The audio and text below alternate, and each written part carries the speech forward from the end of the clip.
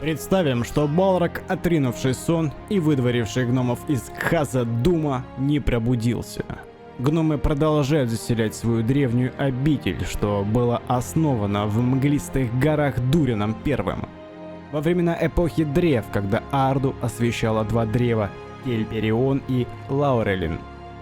В те времена правил Кхаза-Думом Дурин VI. Параллельно с этим шла война на севере. Все от Гундабада до Ангмара кишело орками и гоблинами. Саурону не удается повлиять на пробуждение Балрога. Ангмарскому королю-чародею приходится противостоять не только Арнору и эльфам, но также и гномам. Чародей собирает армию в Гундабаде из 20 тысяч гоблинов Мгалистых гор и направляет тех в Кхаза-Дум. Гномья армия ушла сражаться с Ангмаром, и поэтому Кхаза-Дум защищает лишь ее гарнизон из 2000 гномов. Друзья, 90% из вас смотрят ролики, что я делаю для вас, без подписки. Подпишись, я тебя не разочарую. Был обычный будний день. Гномы трудились и добывали митрил. Гоблины Мглистых гор явили себя внезапно, и во мраке чар ангмарского короля-чародея перебили охрану врат Кхаза-Дума, скрываясь в плотном едком тумане. Гоблины проникли в гномью обитель. Рабочие, гномы, завидя орду гоблинов, немедля покидают добычу ископаемых и занимают коридор между колоннами, держа в руках кирки и прочие инструменты, не имеющие при себе какой-либо экипировки. Принялись гномы ждать рьяно бегущих на них гоблинов.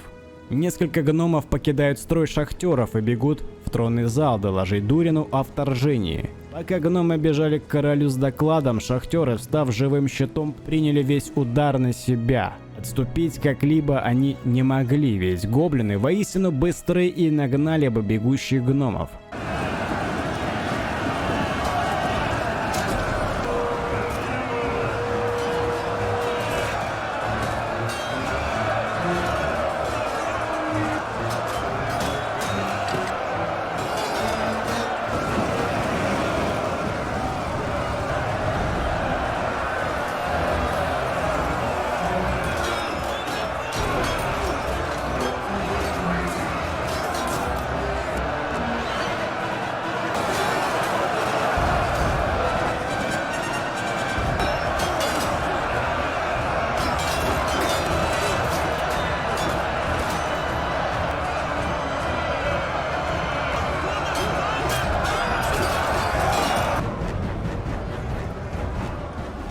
Шахтерам пришлось несладко. 1000 гоблинских налетчиков быстро заполнили коридор и влетели в позиции гномов.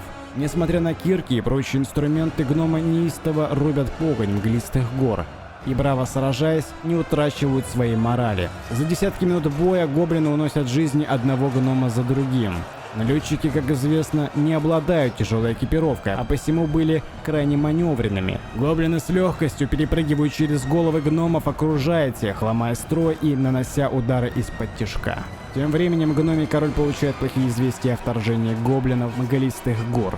Дурин немедля созывает гарнизон из всех, кто может держать в своих руках оружие. Гномы вооружаются и комплектовываются в отряде, формируя единую формацию в зале славы, где Дурин произносит речь перед боем, после чего выводят сформированную армию к крипте Дурина I. Нельзя было позволить гоблинам осквернить гроб первого короля Кхаза-Дума.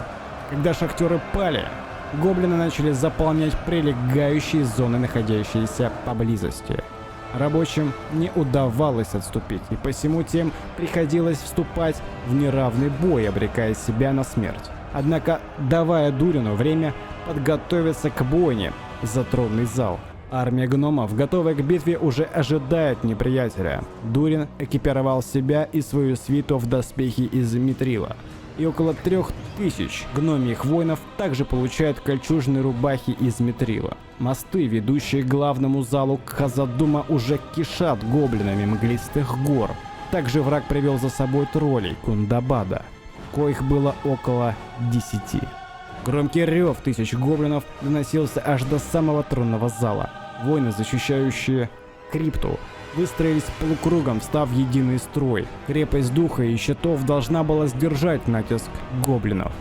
Когда гоблины преодолели арку главного коридора, началась бойня, после которой Кхаза-Дум назывался Морией.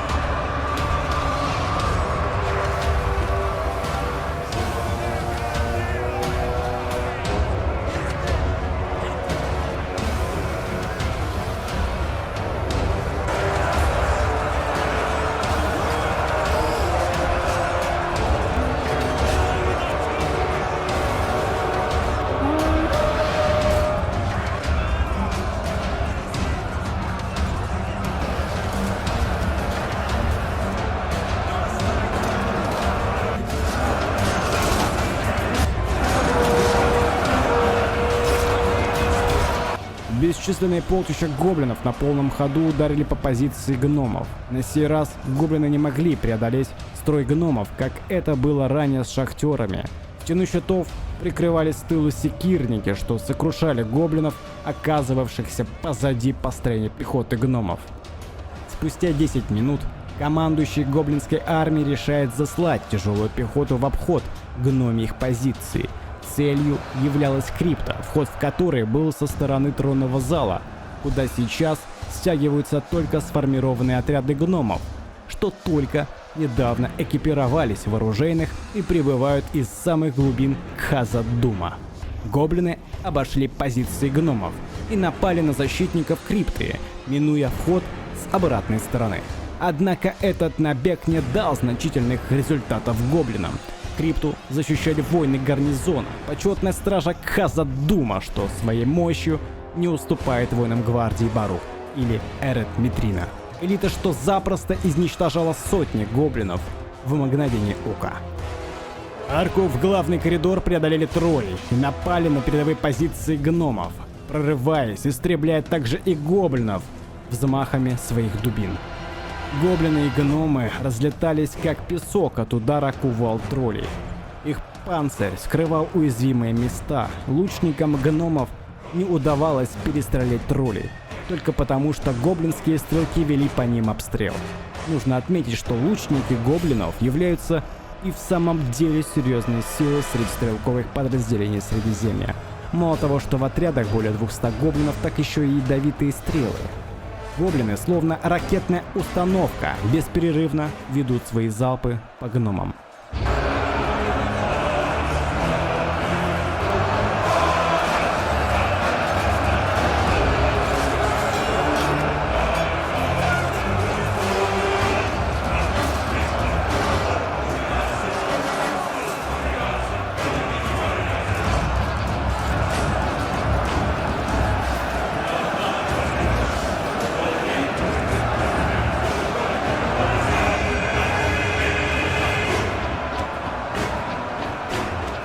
Спустя десятки минут гоблины, а вернее тролли, что также не щадили и своих, наконец прорывают строй, руша построение гномов.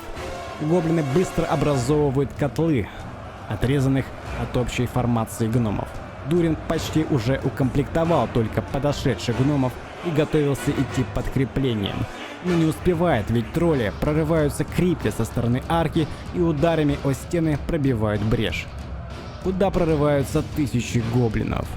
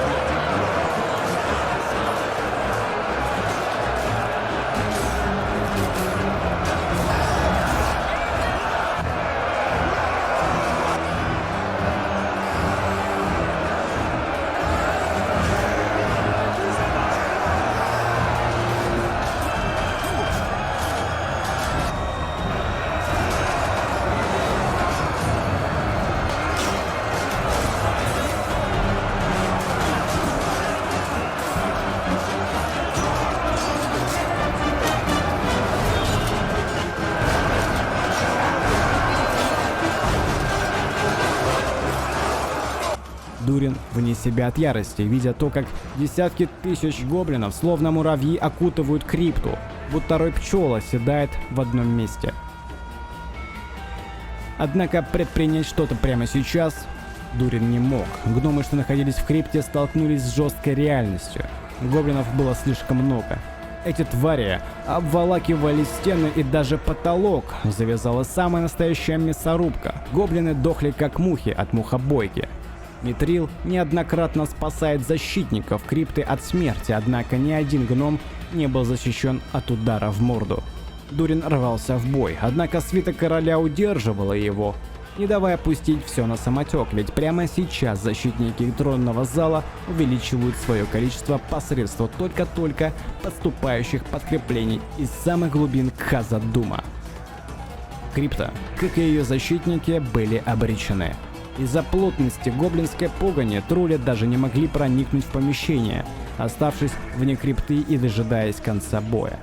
Когда в крипте осталось не более сотни гномов, воины, заняв круговую оборону у гроба, приняли на себя последний удар. Гномы держались доблестно, их дух не сломить, рьяно рубя головы гоблинов, но, к сожалению, их было слишком мало, чтобы выиграть еще немного времени для подкреплений из тронного зала. Король гномов наблюдает за тем, как орда гоблинская выстраивается между колонн, окружая последний рубеж обороны. 4 отряда пехотинцев и столько же воинов с секирами, облаченных в митриловые кольчуги. Сам Дурин же остался в тронном зале с гномами, на коих одета была тяжелейшая броня из митрила. Танки, коих не пробить, окружила Дайна. И когда час пробил, вся орда гоблинская направляется к позициям ожидающих натиска гномов. Однако первыми напали тролли, что, ускорившись, преодолели строй гоблинов и словно лавиной накрывают стену щитов гномов. Вслед за троллями в бой вступает орда гоблинов, накрыв собой весь коридор, ведущий к лестнице в тронный зал. Лучники и секиры также вступают в бой. Свист стрел и удары тяжелых топоров так или иначе не дают троллям прорвать строй.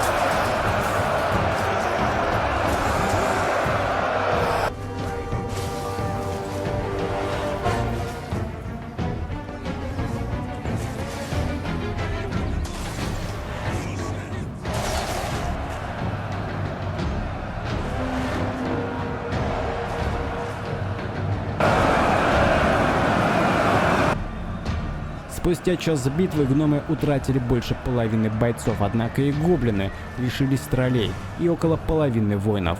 Враг не мог никак прорваться за позиции гномов. Гоблинский лидер предпринимает следующий шаг. Он приказывает лучникам дать залп прямо на головы сражающихся гномов и гоблинов. Туча стрел устремляются в рьяно сражающихся воинов по обе стороны. Элитные гоблинские тяжелые пехотинцы и гномьи воины полубоя неожиданно как и для защитников, так и для штурмующих вкушают десятки тысяч стрел на свои головы. Гномы, защищенные шлемами, но не имеющие забрал, гибнут от попаданий в лицо. Гоблины, что также получают такой же урон, что и гномы, продолжают неистово рваться в бой, не давая гномам встать в стены щитов, чтобы укрыться от стрел.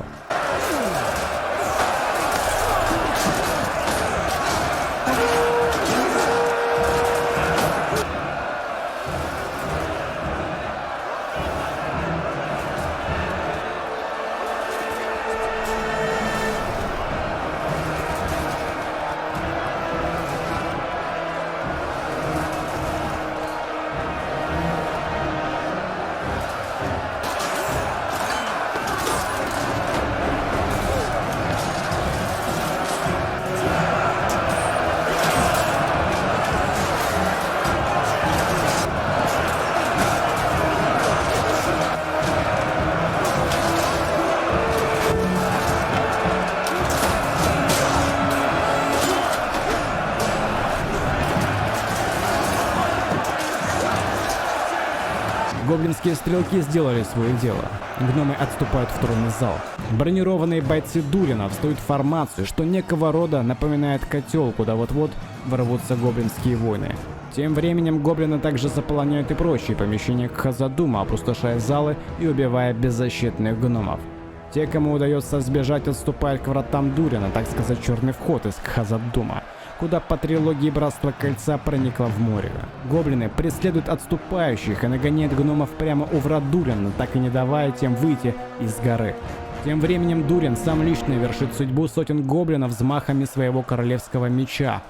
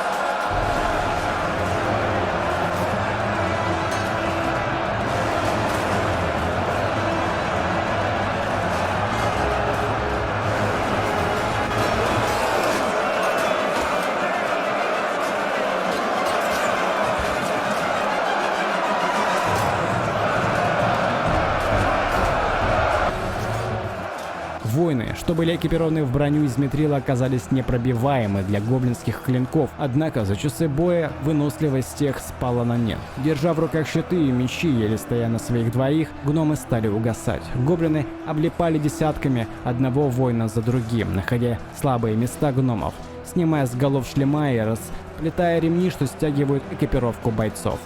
Дурин пал одним из последних. Абсолютно все жители гномов так или иначе погибли. Спустя сутки, двое, а некоторым даже удается выстоять неделю, забаррикадировавшись в стенах Хазадума. Однако голод сделал свое дело. Не забудь поставить лайк и написать комментарий, это очень важно. А также благодарю всех тех, кто поддерживает канал монеткой. Спасибо всем за активность и помните, вы лучшие. До новых сражений.